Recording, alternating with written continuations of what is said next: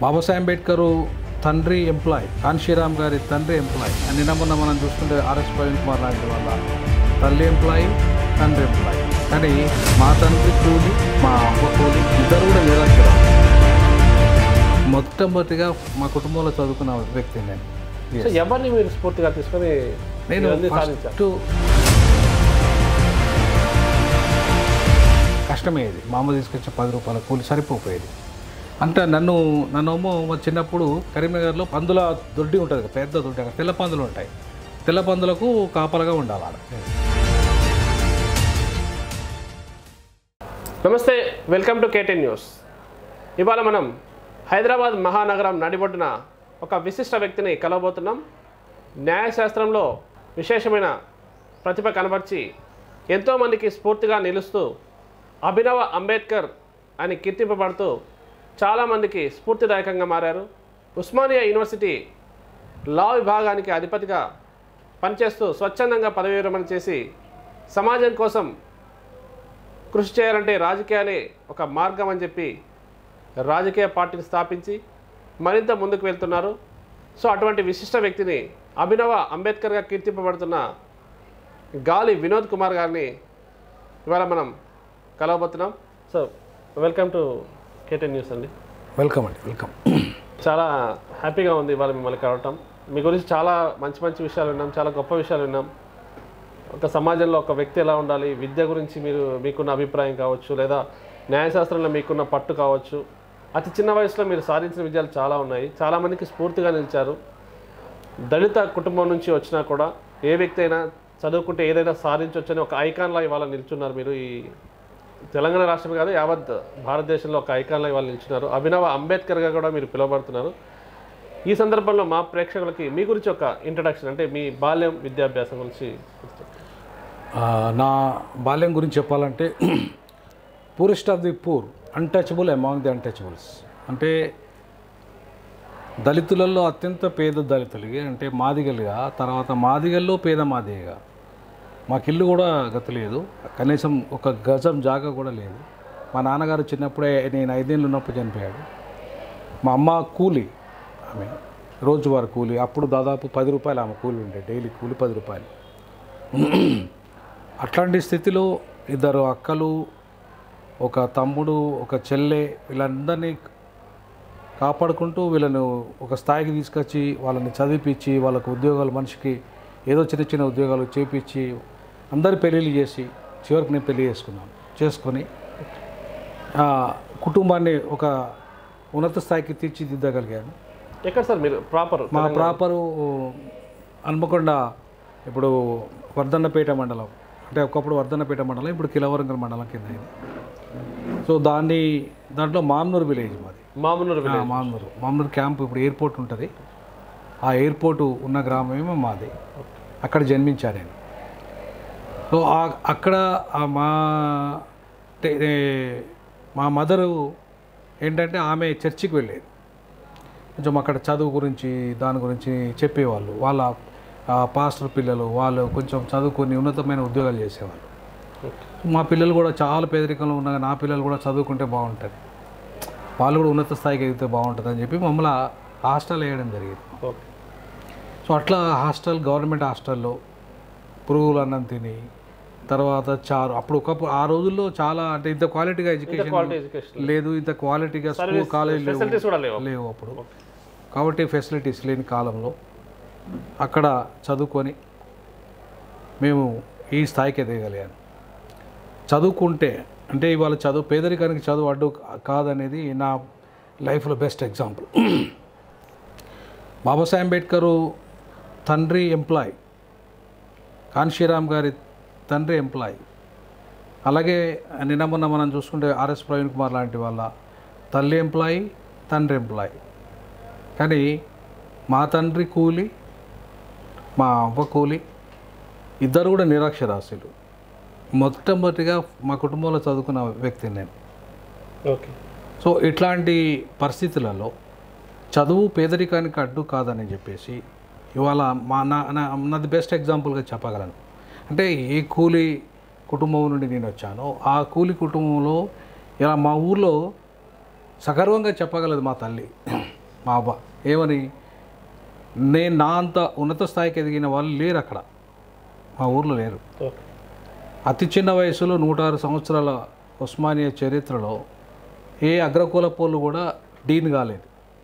డీన్ అనేది vice chancellor కంటే పెద్ద పోస్ట్ అకాడమిక్స్లో.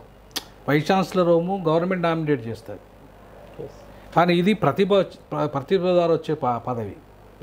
ఎవరికైతే ప్రతిభ ఉండి అకాడమిక్స్లో క్వాలిఫైడ్ ఉంటారో వాళ్ళకు వస్తుంది. సో నా వయసులో రెడ్డి వెలమ బ్రాహ్మణ ఇట్లాంటి కులాలకు కూడా రాలే. అట్లాగే ఇవాళ సీనియర్ డీన్ అయ్యాను నేను చిన్న వయసులో. 54 అంటే 24 డిపార్ట్మెంట్లలో సీనియర్ డీన్ కాగలిగాను, 54 విభాగాలకు కూడా సీనియర్ కాగలిగాను. అంటే ఇంత చిన్న వయసులో ఒక రికార్డ్ బ్రేక్ చేయడం, హిస్టరీ క్రియేట్ చేయడం. అట్లాగే ప్రపంచ దేశాల్లో దాదాపు 12 దేశాలు. ఇవాళ అంబేద్కర్ చదువుకున్న, కొలంబియాలో చదువు చెప్పాను, పరిశోధన పత్రాలు సమర్పించాను, London school of economics, Oxford, Harvard, ఇట్లా ప్రపంచంలో అత్యున్నత విశ్వవిద్యాలయాలకు కూడా వెళ్ళి ప్రసంగాలు చేయగలిగాను. ఓకే, ఇంత సక్సెస్ సాధించారు మీరు. సో ఒక వ్యక్తి ఇంత సక్సెస్ కావాలంటే వాళ్ళకి ఒక స్ఫూర్తి ఉంటుంది. అంటే ఏదో ఒక వ్యక్తిని స్ఫూర్తిగా తీసుకొని నేను ముందుకెళ్ళాలి, నేను ఎదగాలి అనేది ఒక కోరిక ఉంటుంది. సో ఎవరిని మీరు స్ఫూర్తిగా తీసుకొని నేను ఫస్ట్ అంబేద్కర్ని స్ఫూర్తిగా తీసుకున్నాను. Ambedkar is my icon. ఆయనను స్ఫూర్తిగా తీసుకుని ఆయనలాగా నేను ఇవాళ ఎదగాలని చెప్పేసి, ఆయన ఏదైతే ఫస్ట్ ఉద్యోగం ఏం చేశాడంటే ఆయన ప్రొఫెసర్ అయ్యాడు. బాబాసాహెబ్ అంబేద్కర్ కూడా ప్రభుత్వ ఉద్యోగంలో ఫస్ట్ బాంబే యూనివర్సిటీలో పనిచేస్తాడు. ఆయన అక్కడికి చదివిన తర్వాత, ఫారెన్ యూనివర్సిటీలో చదివిన తర్వాత. సో ఆయనలాగా ప్రొఫెసర్ కావాలి, ఆయనలాగా లా కాలేజీకి ప్రిన్సిపాల్ కావాలి, ఆయనలాగా లా మినిస్టర్ కూడా కావాలి ఈ దేశానికి అనే లక్ష్యం పెట్టుకున్నాను. సో కాబట్టి ఇవాళ ఆ లక్ష్య సాధనలో భాగంగా ఒక్కొక్క అడుగు వేసుకుంటూ వచ్చాను. ఏంటి, ఆయనలాగా లా ప్రొఫెసర్ అయ్యాను, లా ప్రిన్సిపాల్ అయ్యాను, ఇవాళ లా డీన్ అయ్యాను. ఆయన డీన్ కాలేదు కానీ, ఆయన లా డీన్ కాలేదు కానీ నేను లా డీన్ అయ్యాను. అట్లాగే ఇవాళ లా మినిస్టర్ కావాలనుకుంటున్నా ఇది దేశానికి. అందుకే 2015లో ఇండిపెండెంట్ అభ్యర్థిగా పోటీ చేశాను వరంగల్ ఎంపీలో. విత్ కమ్యూనిస్ట్ పార్టీల సపోర్ట్తో సిపిఐ సిపిఎం అంతా కూడా సపోర్ట్ చేసింది. ఇప్పుడు 24లో ఎంపీగా పోటీ చేయబోతున్నాను అదే వరంగల్ నుండి. సో కాబట్టి అంటే రేపు కేంద్ర మంత్రి కావాలనేది నా లక్ష్యంగా పెట్టుకున్నాను, న్యాయశాఖ మంత్రిగా చేయాలని లక్ష్యంగా పెట్టుకున్నాను. ఇప్పుడు మళ్ళీ మీ బాల్యం విద్యాభ్యాసంలోకి వెళ్దాం. ఇప్పుడు మామనూరు నుంచి మీ ప్రస్థానం ఎలా స్టార్ట్ అయింది? ప్రస్థానం అంటే లైక్ స్కూల్ ఎడ్యుకేషన్, కాలేజ్, ఇలా ఈ మీ ఎదిగే క్రమంలో ఎలా పరిణామం? అంటే ఒక మాటలో చెప్పాలంటే మా అమ్మ మాకు అందరినీ 5గురం ఉన్నాం కదా ఇంట్లో, కష్టమయ్యేది. మా అమ్మ తీసుకొచ్చే 10 రూపాయల కూలి సరిపోయేది.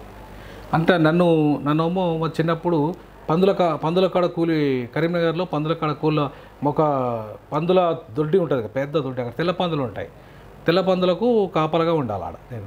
సో అక్కడ పెట్టింది మా అమ్మ నన్ను చిన్నప్పుడే, 7 ఇయర్స్ కూడా, అప్పుడు నా వయసు 7 ఏళ్ళు 8 ఏళ్ళు అంతే. సో అప్పటి నుండి అక్కడ పందుల దొడ్డి కాడ నన్ను జీతం పెట్టింది. సో అక్కడ జీతం చేసుకుంటూ ఉండేటోడి చిన్న వయసులో చాలా. అట్లాగే చాలా ఎడ్లకు వివిధ రెడ్ల దగ్గర అక్కడ ఇక్కడ జీతం పెట్టింది నన్ను. అట్లాగే హోటళ్ళల్లో పనిచేసేది. ఇవాళ ఆ రకంగా నేను చైల్డ్ లేబర్గా స్టార్ట్ అయినా. అసలు డైరెక్ట్ చదువులు చదవలే నేను. అంటే చిన్నప్పటి నుండి చదువుకొని 1వ తరగతి ఇట్లాంటివి లేదు. నేను డైరెక్ట్ 7th క్లాస్ అట్లా ఎగ్జామ్ రాసి, 8th నుండి మళ్ళీ పోయి, మళ్ళీ 10th ఎగ్జామ్ రాసి, అట్లా మళ్ళీ 10th పాస్ అయ్యి, మళ్ళీ కూలి చేసి పని చేస్తూ, లేదు రెగ్యులర్ స్టూడెంట్ లాగా వెళ్ళలే. అట్లా ఎక్కడ కూడా పోలే. నా లైఫ్లో ఎప్పుడు ఉద్యోగం వచ్చేంత వరకు కూడా నేను ఎప్పుడు రెగ్యులర్ స్టూడెంట్ కాదు. రెగ్యులర్ స్టూడెంట్ కాకపోవడం వల్లనే నేను తొందరగా ఉద్యోగం సంపాదించడం అనిపించింది. ఎందుకంటే అంటే ఒక రకంగా చెప్పాలంటే 22 ఇయర్స్లో నాకు జాబ్ వచ్చింది. అప్పుడు నాది ఏంటంటే డిగ్రీ డిస్కంటిన్యూ చేసిన నేను జాబ్ కోసం డిగ్రీ డిస్కంటిన్యూ చేసి నేను జాబ్లోకి వెళ్ళాల్సి వచ్చింది. ఇక్కడ ఒక చిన్న పాయింట్ చెప్తాను మీకు. నాకు 22 సంవత్సరాలనే జాబ్ వచ్చింది, లైబ్రేరియన్ జాబ్. అదేంటంటే నేను ఇంటర్ పాస్ అయ్యాను. ఇంటర్ పాస్ అయిన తర్వాత డిగ్రీ నాకు మెడికల్ సీట్ వచ్చింది. యాక్చువల్గా ఎంసెట్ రాశాను. ఫస్ట్ మేము మా బ్యాచ్ నుండే స్టార్ట్ అయింది అనమాట ఎంసెట్ అనే ఎగ్జామ్. సో ఎంసెట్ ఎగ్జామ్లో అది 88లో నేను ఎంసెట్ రాశాను. ఎంసెట్ రాసిన తర్వాత క్వాలిఫై అయ్యాను. మంచి 80,000 ర్యాంక్ వచ్చింది, 8,000. అప్పుడు నాకు మెడిసిన్ సీట్ కూడా వచ్చింది ఇక్కడ కేఎంసీలో. వచ్చినా కూడా 6,000 ఫీజు కట్టేపలేని పరిస్థితి నాకు. 6,000 కట్టాలి, ఏదే హాస్టల్ అడ్మిషన్ అన్నీ కలిపి 6,000 చిల్లర. అంత కట్టలేని పరిస్థితులలో అది వదులుకున్నాను. ఎందుకు, నేను డాక్టర్ అనిపించుకోవాలని కోరిక నాకు. బాబాసాహెబ్ అంబేద్కర్ డాక్టర్, బిఆర్ అంబేద్కర్ కదా, మెడికల్ డాక్టర్ కాకుండా అట్లా ఏదో ఒక డాక్టర్ అనిపించుకోవాలని చెప్పేసి నేను ఇమీడియట్లీ ఎంసెట్ రాస్తే నాకు మెడికల్ సీట్ వచ్చింది. డబ్బులు లేక జాయిన్ కావాలి. మరి కాకుండా తర్వాత మళ్ళీ డాక్టర్ ఎట్లా అనిపించుకోవాలా, అఫీషియల్గా డాక్టర్ అనిపించుకోవాలి కదా. నేను అని ఏం చేశానంటే బీఎస్సీలో పౌల్ట్రీ అని ఉంటుంది, కోళ్ళ డాక్టర్, బీఎస్సీ పౌల్ట్రీ అని ఉంటుంది. సో కోళ్ళ డాక్టర్ కోర్సు చేయాలంటే అట్లా నేను డాక్టర్ అవుతా అని చెప్పి బీఎస్సీ పౌల్ట్రీ జాయిన్ అయ్యాను. ఎల్బీ నగర్లో కొత్త కోర్సు ఏర్పడ్డది ఎల్బీ కాలేజీలో, దాంట్లో జాయిన్. దాంట్లో జాయిన్ అయిన తర్వాత జస్ట్ ఒక 6 months లోపే నాకు జాబ్ వచ్చింది. ఏది సిఎల్ఎస్సి ఇంటర్ పాస్ కాగానే ఖాళీ ఎందుకు ఉండాలని చెప్పి నేను 6 months కోర్స్ చేశాను, cls certificate course in library science. అది చేశాను, అది చేసి కంప్లీట్ అయింది. డిగ్రీలో జాయిన్ అయ్యాను, పౌల్ట్రీలో జాయిన్ అయ్యాను. పౌల్ట్రీలో జాయిన్ అయిపోయి ఆయన 6 months లోపే నాకు ఈ జాబ్ వచ్చేసి నాకు, ఎందుకంటే జాబ్ చాలా అనివార్యం కాబట్టి నేను వచ్చి జాబ్లో జాయిన్ అయిపోయి ఆ డిగ్రీ డిస్కంటిన్యూ చేశాను. అట్లా మళ్ళీ పౌల్ట్రీ డాక్టర్ కూడా కాలేకపోయాను. సో కాబట్టి ఏం మొత్తానికైతే డాక్టర్ వినోద్ కుమార్ అనిపించుకోవాలి, డాక్టర్ అంబేద్కర్ లాగా, ఇది నా లక్ష్యం. సో మళ్ళీ ఏం చేసిన, మళ్ళీ నేను డిగ్రీ ఎక్స్టర్నల్ రాసి తర్వాత ఎల్ఎల్బి ఈవినింగ్ చేసి ఎల్ఎల్ఎం ఈవినింగ్ చేసేసి మళ్ళీ పిహెచ్డీలో జాయిన్ అయ్యి పిహెచ్డీ చేసుకొని యూజీసీ నెట్ పాస్ అయ్యి పిహెచ్డీలో జాయిన్ అయ్యి పిహెచ్డీ కంప్లీట్ చేసుకుని అప్పుడు డాక్టరేట్ అనిపించుకుని అప్పటికి నా 2008 అయింది. ఓకే, అంటే ఈ ఎడ్యుకేషన్ అంతా మీరు వరంగల్లో చేశారా? అన్ని వరంగల్, అంతా వరంగలే.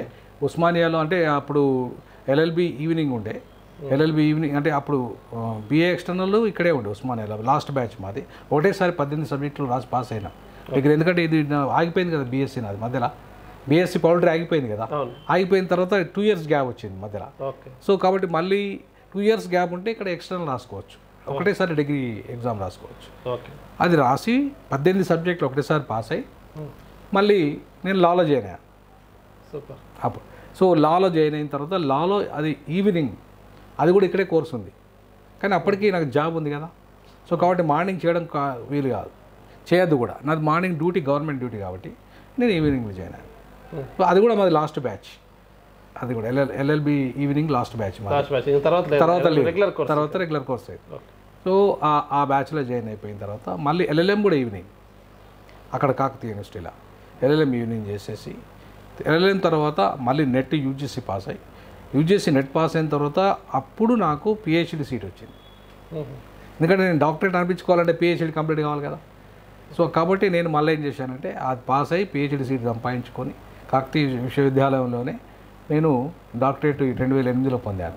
ఏ అంశం మీద చేశారు పిహెచ్డీ? నేను దళిత రైట్స్ మీద, తెలంగాణలో దళిత హక్కులు ఎట్లా ఉన్నాయి అని చెప్పి కోర్ సబ్జెక్ట్. అది కాన్స్టిట్యూట్ అంటే ఈ భారత రాజ్యాంగము ఇచ్చిన చట్టాలు, తర్వాత దళితులకు ఇచ్చిన చట్టాలు, ఆ చట్టాలు ఏ రకంగా అమలు అవుతున్నాయి, మానవ హక్కులు భాగంగా దళిత హక్కులు ఎట్లా ఉల్లంఘన గురవుతున్నాయి అని చెప్పేసి నా ఎల్ఎల్ఎం కూడా హ్యూమన్ రైట్స్లా మానవ హక్కుల శాస్త్రం. సో దళిత హక్కులు, మానవ హక్కులు ఏ రకంగా ఉన్నాయి అనే అంశం మీద చేశాను నా పిహెచ్డీ. సో 2001లో ఎన్రోల్మెంట్ 2008లో కంప్లీట్ చేశాను పార్ట్ టైమ్గా. అప్పటికే నాకు 2004లోనే అసిస్టెంట్ ప్రొఫెసర్ జాబ్ వచ్చింది ఇక్కడ ఉస్మానియా విశ్వవిద్యాలయం. అంతకుముందు లైబ్రేరియన్గా 1993 మార్చిలో వచ్చింది. 1993లో 2004లో ఇక్కడ జాబ్ వచ్చింది, ప్రొఫెసర్గా. 10 yearsలో లైబ్రేరియన్ ప్రొఫెసర్ అయిపోయాను. సో అంటే ఇక్కడ ఒక మాట చెప్పాలి, ఎందుకంటే అది చాలా ఇంపార్టెంట్ మాట. అదేంటంటే నేను లైబ్రేరియన్గా ఎప్పుడైతే నేను 22 yearsలో జాయిన్ అయ్యానో అప్పుడు ఇట్లా నా సంతకం జి వినోద్ కుమార్ అని పెద్దగా పెడతా, ఇట్లా పెద్దగా గీత. అయితే అక్కడ జాయిన్ అయ్యేటప్పుడు అతను యూడిసి దామోదర్ రెడ్డి అని అన్నాడు. అయితే ఆయన ఏమయ్యో గెస్టెడ్ ఆఫీసర్ లేక సంతకం పెడుతున్నాను అని అన్నాడు నన్ను. అప్పుడు నా క్వాలిఫికేషన్ ఇంటర్మీడియట్ కదా, ఇంటర్ సిఎల్ఐసి. నేను ఆయనతో ఒక చెప్పిన, నేను గెస్టెడ్ ఆఫీసర్ని అవుతా, నేనుండే రిలీవ్ అవుతా అని చెప్పా. నేనుండే రిలీవ్ అవుతా, గెస్టెడ్ ఆఫీసర్ని అవుతా అని చెప్పా.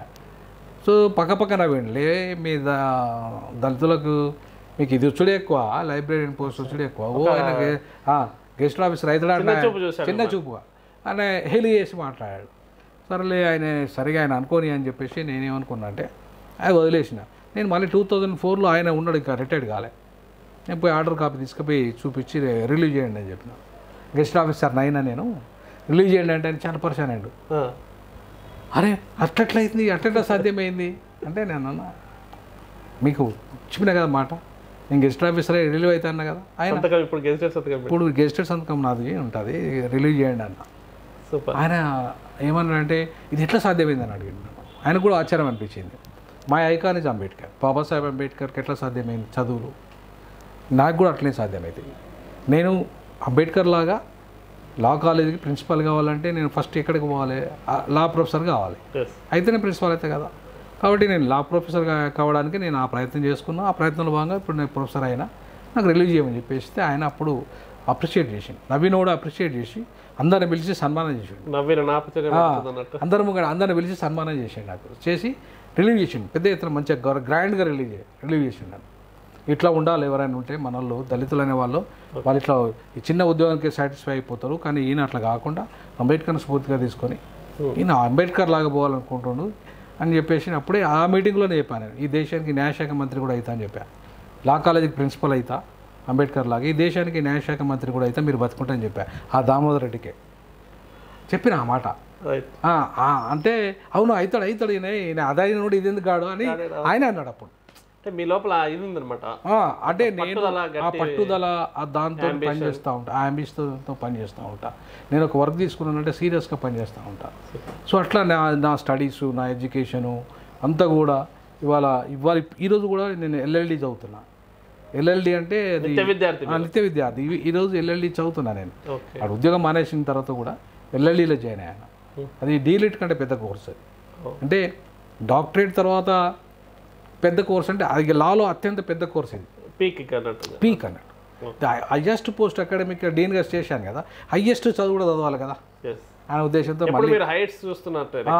సో ఎల్ఎల్డిలో జాయిన్ అయ్యాను. డాక్టర్ ఆఫ్ లెజిస్లేటివ్ లాస్ అని ఉంటుంది, దాంట్లో జాయిన్ అయ్యాను. సో ఇప్పుడు చేస్తున్నాను.